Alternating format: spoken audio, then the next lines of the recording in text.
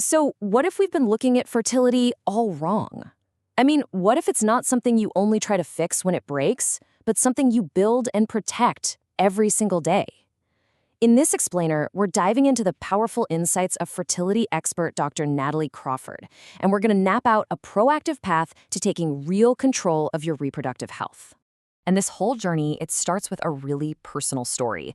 This is Dr. Crawford, an OBGYN and fertility specialist in training, who suddenly found herself on the other side of the table. She was the patient.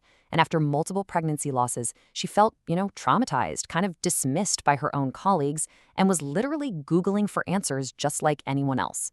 The advice she got was just soul-crushing. Basically, just do IVF. Nothing else you do matters. Not your food, not your lifestyle. Just jump to the most intensive medical intervention there is.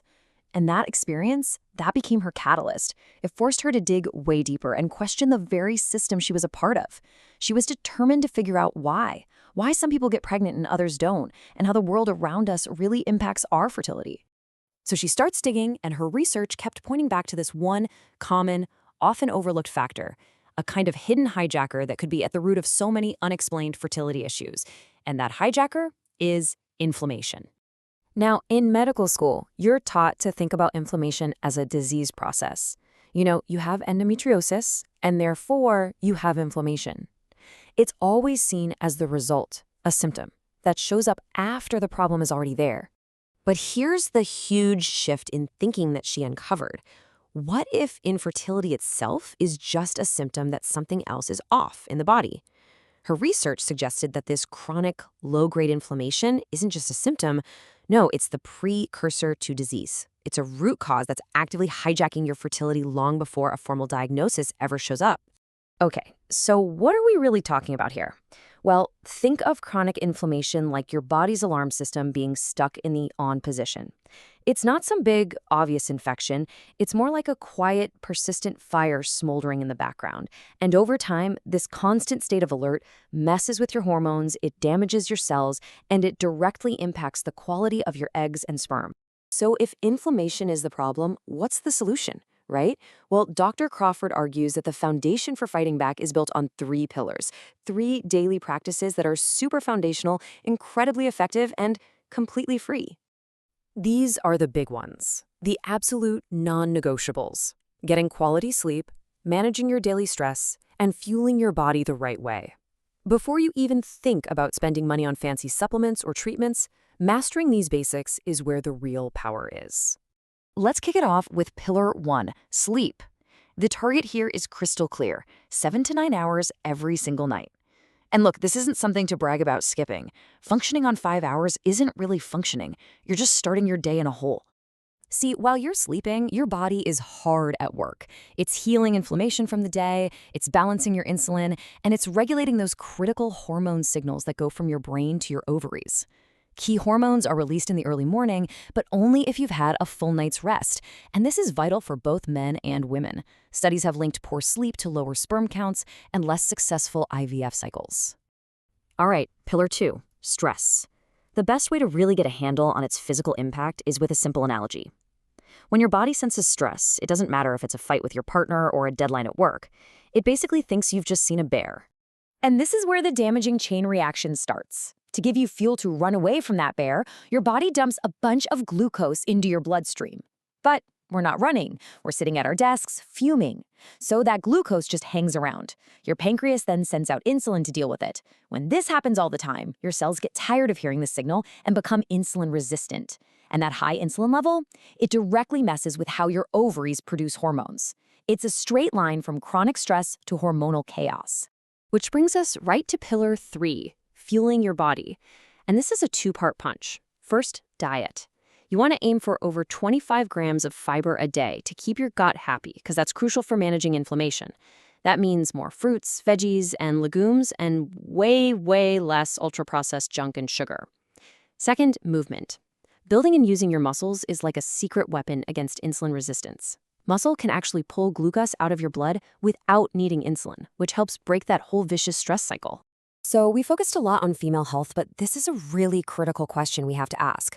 For decades, the burden and the focus of infertility has fallen almost entirely on women. But what does the data actually show? Well, the science is crystal clear. Fertility is a team sport. It takes two healthy sets of genetic material to create a healthy embryo. And for way too long, we've been pretty much ignoring half of the equation. I mean, just look at this breakdown. It's 50-50, a straight split down the middle.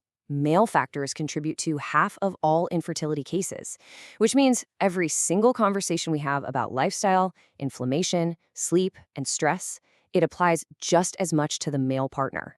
And honestly, here's the most empowering part about male fertility. Unlike eggs, which a woman has for her entire life, sperm are constantly being made.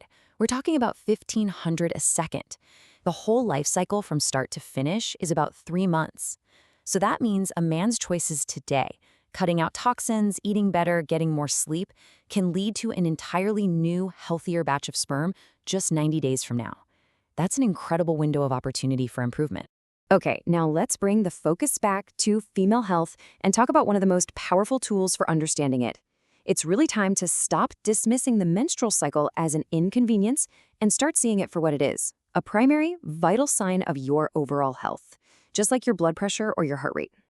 Understanding your cycle is really the first step to being your own health advocate, and you don't need any fancy tech to start. You can begin today by tracking 3 key signs. First, cervical mucus. When it gets that egg white consistency, that's your body's signal for peak fertility. Second, you can use urinary LH tests or ovulation predictor kits. A positive test is like a heads up that ovulation is probably happening tomorrow. And third, basal body temperature. A sustained rise in your temperature right after waking up confirms that ovulation has successfully happened. So when you put all of this together, the inflammation, the lifestyle, the team approach, the cycle tracking, it all points to a fundamental shift in how we should approach our reproductive health. It's about moving from being reactive to being proactive. This slide just sums it up perfectly. The old way makes you wait a whole year. It literally makes you fail before any testing happens. It focuses on expensive interventions as the first step and kind of asks you to just passively go along for the ride. But the new proactive way empowers you to track your cycle now, to address your lifestyle first as a form of prevention, and to become your own best advocate because you're armed with knowledge about your body. And this is why it matters so much. This quote from Dr. Crawford is just heartbreaking because it's a story she hears every single day. Women are left wishing they had been given this information sooner so they could have made different, more empowered choices about their own health. Look, at the end of the day, the system isn't going to change overnight. The biggest and best investment you can ever make is in yourself, in your health, in understanding your body, and in prioritizing your own wellness. The journey to health is yours, which means you have to be your own biggest advocate. So the real question is, what will you do with this knowledge?